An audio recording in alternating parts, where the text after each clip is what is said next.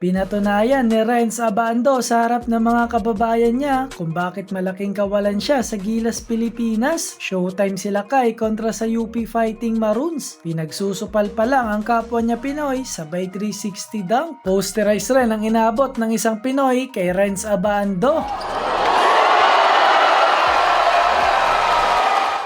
So etong nakaraan lang ay mainit na pinag-uusapan itong si Renz Abando patungkol nga sa pagtanggi niya daw sa Gilas Pilipinas. Sinabi kasi ng Gilas head coach na si Coach Tim Cone na hindi daw sila sinipot nila kaya hindi ito napasama sa final lineup ng Gilas. Agad din naman sumagot ang kampo nila Kai at ang totoo nga daw niyan ay hindi daw talaga siya pinasipot dahil nga sa balitang yan ay maraming Pinoy ang nagalit kasi bakit daw hindi nila kukunin si Renz Abando. Alam naman daw natin kung anong kayang gawin ito at may tulong niya sa ating national team. Isang player na may mataas na talon na siya namang ginagamit niya para sa depensa at pagkamada ng mga rebounds. Minsan na rin tayong pinabilib na Renz Abando nung naglaro ito sa Gilas Pilipinas. Medyo kapos man sa height pero pumapalag talaga sa mga kalaban. Kaya para sa akin nga kung hindi ito maayos kaagad ay malaking kawalan talaga itong sila Kai kasi bihira lang tayo makakakita ng ganitong player. Anyway mga boss, balik tayo dito sa ginawa ni Renz Abando kontra sa UP Fighting Maroons. Dito niya talaga pinatunayan kung bakit malaking kawalan talaga siya sa Gilas Pilipinas. Tingnan nyo naman mga boss, parang hindi na tao kung lumipad itong sila Kai. Kahit medyo nauli na nga siya sa depensa ay naabutan niya pa rin ito sa ere. Gandang block nga nila Kai, sabay na sundan pa yan ng 360 dunk. Kaya hiyawan talaga ang mga tao sa ginawa ni Renz Abando. Hindi lang yan mga boss kasi eto pa, Renz Abando may pinosterize na player ng UP.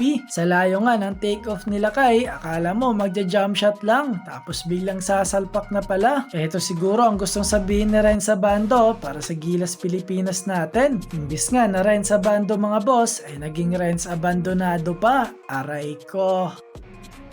Aray ko!